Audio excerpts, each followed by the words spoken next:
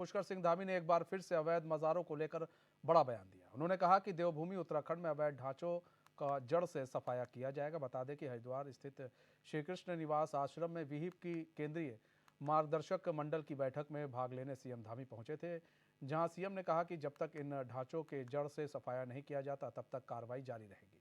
इसके साथ ही सीएम धामी ने बताया कि उत्तराखंड में समान नागरिक संहिता का ड्राफ्ट बनकर तैयार हो गया है। इसके लिए गठित कमेटी की रिपोर्ट भी 30 जून तक आ जाएगी।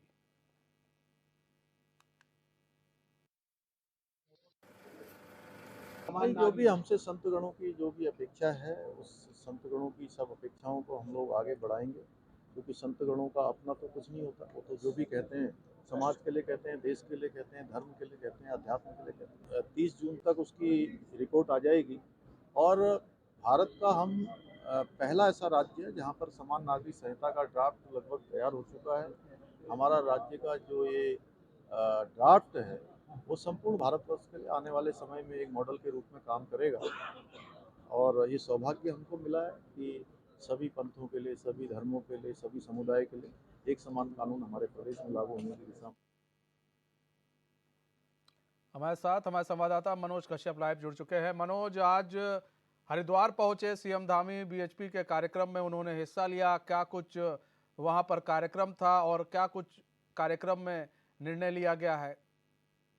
बिल्कुल देखिए, मनीष, आज मुख्यमंत्री पुष्कर सिंह धामी हरिद्वार एक तो सबसे पहले मुख्यमंत्री पुष्कर सिंह धामी कनखल में पहुंचे, जहाँ पे विश्व हिंदू परिषद की बैठक का आयोजन किया गया था। 2 दिवसीय बैठक रखी गई, तो यहाँ पे सबसे पहले मुख्यमंत्री पुष्कर सिंह धामी ने पहुंचकर आश्रम में पूजा पाठ की। उसके बाद यहाँ पे मौजूद साधु संतों का आशीर्वाद भी लिया, क्योंकि हमने देखा है कि जब मुख्यमंत्री पुष्कर सिंह धामी पहुंचे थे, तमाम साधु संतों ने उनका स्वागत किया। तो यहाँ पे एक बड़ी अहम बैठक का आयोजन किया गया था। विश्व हिंदू परिषद की बैठक थी, जिसमें यहाँ पे कई अहम निर्णयों पर विचार विमर्श किया गया और उसमें मुख्यमंत्री ने भी आज अंतिम दिन में जो है यहाँ पे भाग किया। यहाँ पे कई ऐसे विचार थे जिनको लेकर मुख्यमंत्री से साधु संतों ने बात भी की, और सबसे बड़ा मुद्दा यहाँ पे जो रखा गया था वो जनसंख्या नियंत्रण को लेकर रखा गया। तो साथ ही साथ हमने देखे कि अभी माननीय न्यायालय में एक मामला लंबे समय से विचाराधीन है, जिसमें यहाँ पे जो सेम लिंगिक विवाहित को लेकर यहाँ पे एक मामला चल रहा है, जिसको लेकर कोर्ट ने एक विचार भी किया था। लेकिन साधु संतों ने साफ तौर से कहा है कि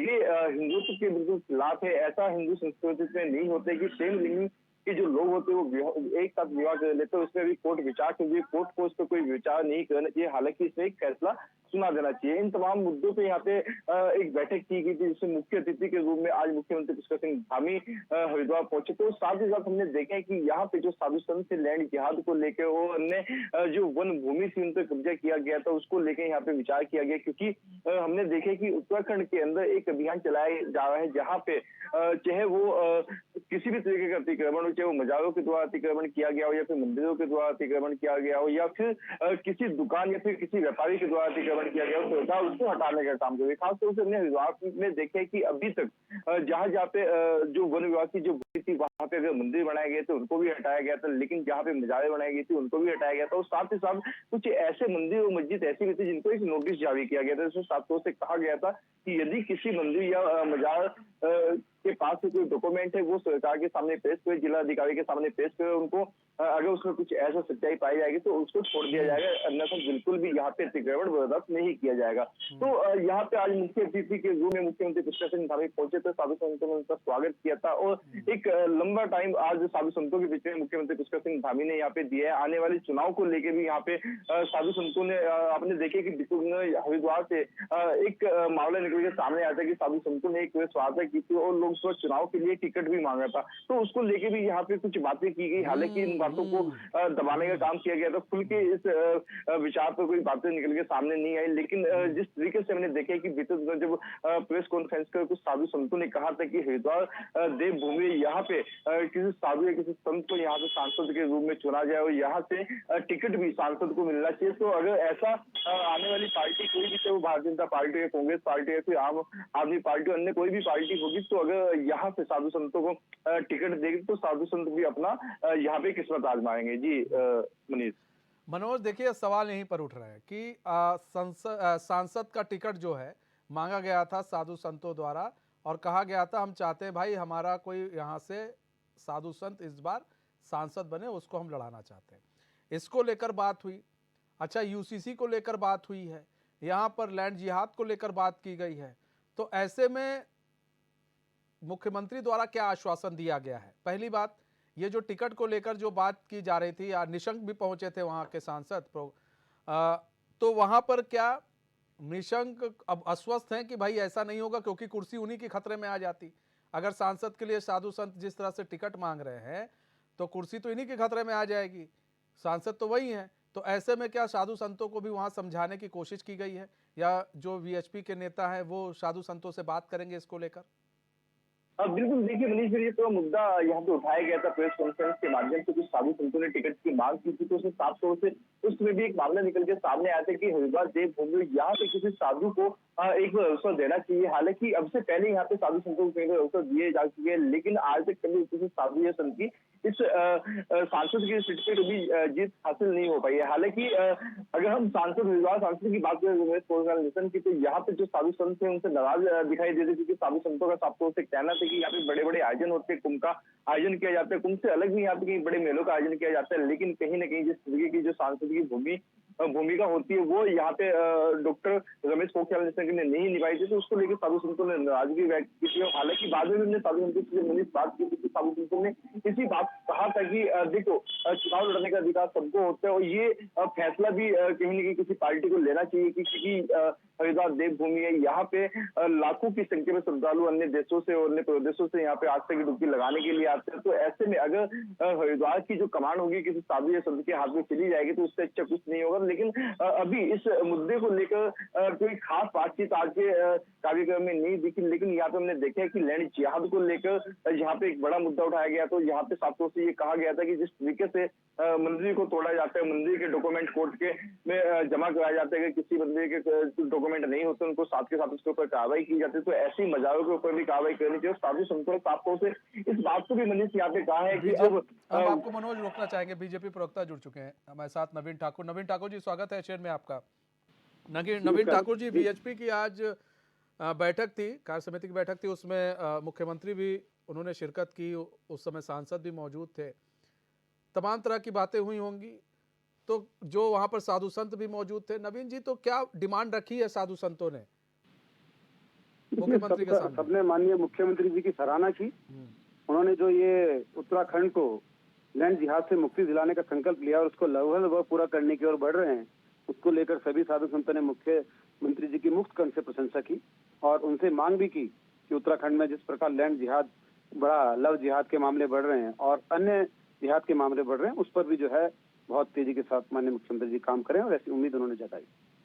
यूसीसी को लेकर अब सवाल उठने लगे हैं नवीन जी कि इतने दिन हो गए हैं, अभी तक ड्राफ्ट नहीं बन पाया है, लास्ट तारीख है, लेकिन बात की जाए जो ड्राफ्ट बना रहे अधिकारी, उनका कहना है कि हो सकता है उस समय तक जो समय दिया गया है, समय सीमा पर वो ड्राफ्ट जमा कर दे, उसमें भी अभी संशय है। तो कैसे यूसीसी को लेकर तैयारी हो रही है आप लोगों की? नहीं, यूसीसी को लेकर पूरी तैयारी है, और जहां तक देरी की बात है, संशय की बात है, केवल और केवल विपक्षी दल खासकर कांग्रेस इस पर सवाल उठा रही है। देखिए, हमारा मानना है जब तक जो है समग्रता के साथ सुझाव न ले लिए जाएं, प्रत्येक वर्ग के सुझाव न ले लिए जाएं, प्रत्येक वर्ग के सुझाव इसमें सम्मिलित न कर लिए जाएं, सबके विचार इसमें सम्मिलित न कर जाएं, तब तक जो है वो ड्राफ्ट पूर्ण नहीं है। यही लोग बाद में फिर अंगुली उठाएंगे कि फला वर्ग को नहीं पूछा गया, फला लोगों को नहीं पूछा गया, फला पार्टी को नहीं पूछा गया।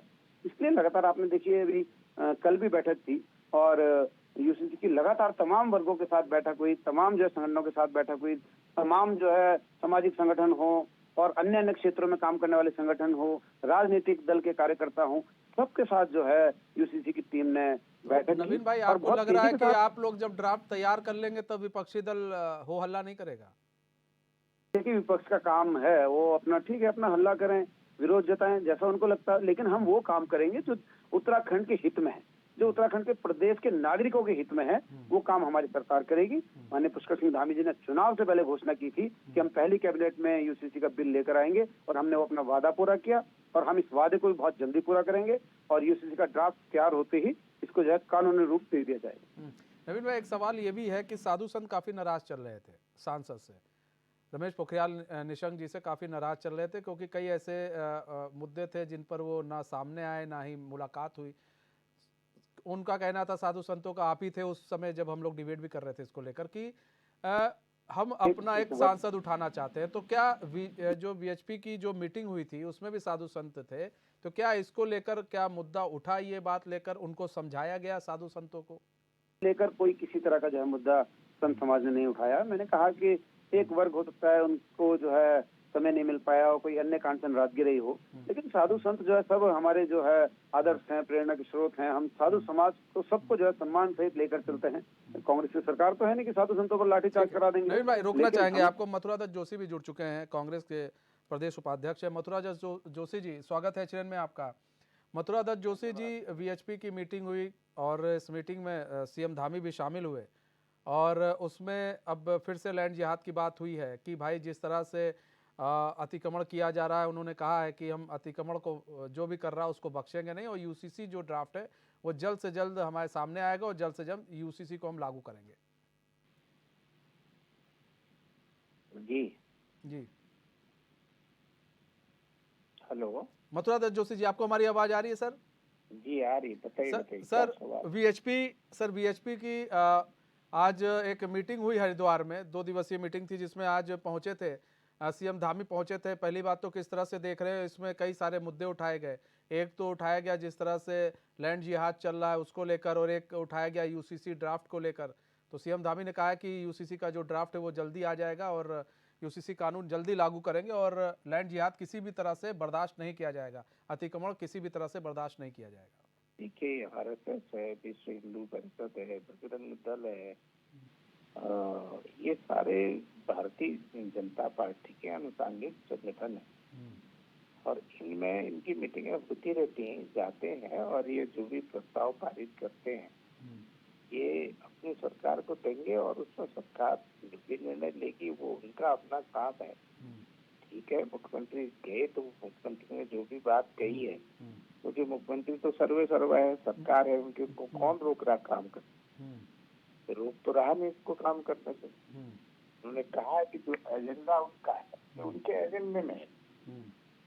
आप लोगों को याद है कि नहीं है, कॉमन सिविल कोड जब से भारतीय जनता पार्टी बनी उससे पहले भी जनसंघ था, उसके एजेंडे में था, उससे पहले हिंदू महासभा थी उसके एजेंडे में था। तो ये कोई नई बात नहीं है, ये भारतीय जनता पार्टी का अपना एजेंडा है, वो अपने एजेंडे में काम कर रही है। देखते हैं वो क्या करती है, क्या नहीं लाती है, जनता के सामने जब आ जाएगा उसके बाद उसको बात करें। अच्छा, एक चीज और भी मथुरा दत्त जोशी जी, यूसीसी का जो ड्राफ्ट है आने में थोड़ी देरी हो रही है, लगातार ये हो रहा था कि अभी आ जाएगा तभी, उसको देर हो रहा है। वहीं अगर हम बीजेपी की बात करें तो उनका कहना है भाई देरी आप लोगों की वजह से हो रही है, क्योंकि अगर हम लोग लेकर आएंगे तो फिर आप लोग सवाल उठाएंगे। अब सवाल ये है कि अगर अब आता है तो क्या कांग्रेस सवाल नहीं उठाएगी उस पर? कोई उसमें सवाल नहीं उठाया, ना हमने कुछ कहा। हमको निमंत्रण मिला था, हमने उनसे मांगा था कि आप क्या हमसे सुझाव देना चाहते हैं, उन बिंदुओं को हमको भेज दीजिए, हम आपको सुझाव दे देंगे। और न उन्होंने हमको कोई बिंदु उपलब्ध कराए, न उन्होंने कोई हमसे बात की। वो तो मैंने कहा ना, ये भाजपा का अपना एजेंडा है, ये उनका एजेंडा है, ये करेंगे। 370 है, कॉमन सिविल कोड है, ये एजेंडे में है उनके, वो अपने एजेंडे को काम कर रहे हैं। तो ठीक है, उनकी सरकार है, डबल इंजन की सरकार है, दो सब जगह ट्रिपल इंजन की सरकार है, स्थानीय सरकार भी उनकी है, अपने एजेंडे में काम कर रहे हैं। जब उनका वो एजेंडा या कोई ड्राफ्ट सामने आएगा, पब्लिक डोमेन में आएगा, तब उसमें बातचीत करें, तब उसको देखकर आप लोग जो भी होगा बात करेंगे। बहुत बहुत धन्यवाद सभी मेहमानों को हमारे साथ जुड़ने के लिए और अपना बहुमूल्य समय देने के लिए। तो